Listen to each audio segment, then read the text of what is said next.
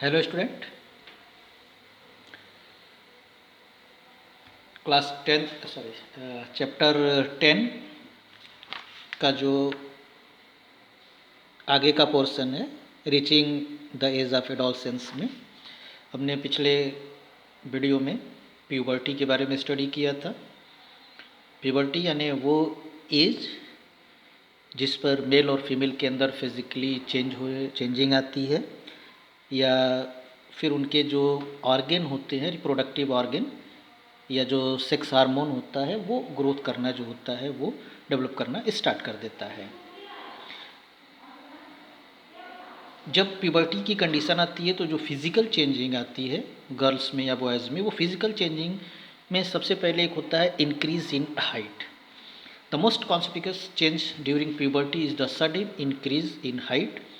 At this time the long bones, that is the bones of the arms and the legs, elongate and make a person tall।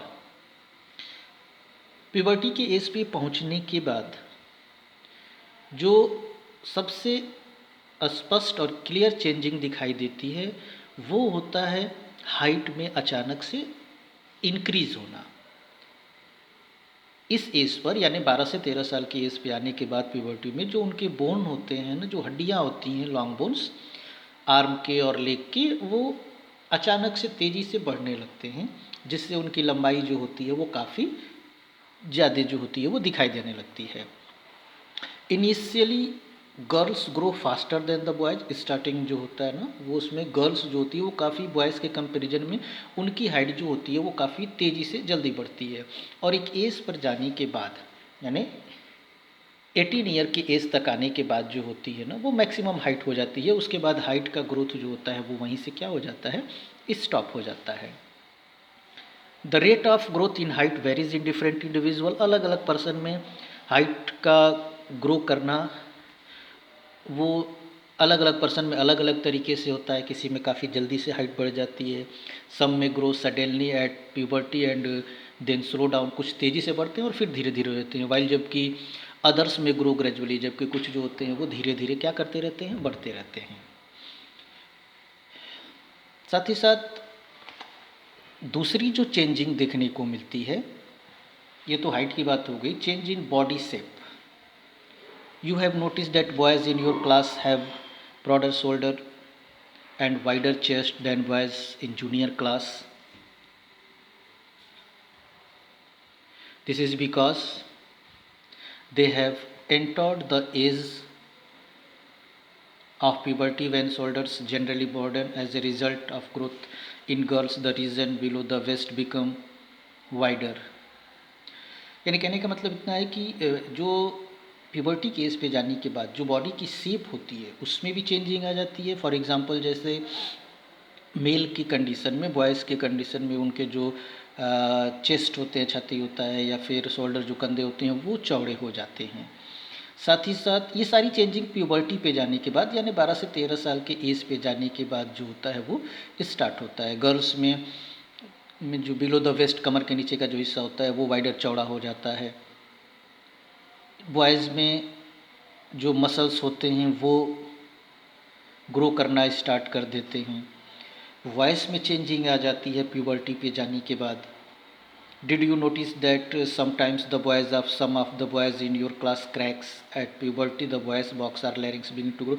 होता क्या है, voice में changing का मतलब 12 से 13 साल से पहले आवाज़ मेल या फीमेल लगभग पतली होती है, सेम होती है, लेकिन जब प्यूबर्टी की एज पे जाते हैं तो जो वॉइस बॉक्स जिसको हम लैरिंग्स कहते हैं वो ग्रो करना स्टार्ट कर देता है। Boys develop larger voice box. Boys में जो होता है वो काफ़ी लार्जर डेवलपमेंट होता है वॉइस बॉक्स का। The growing voice box in voice can be seen as protruding part of the throat.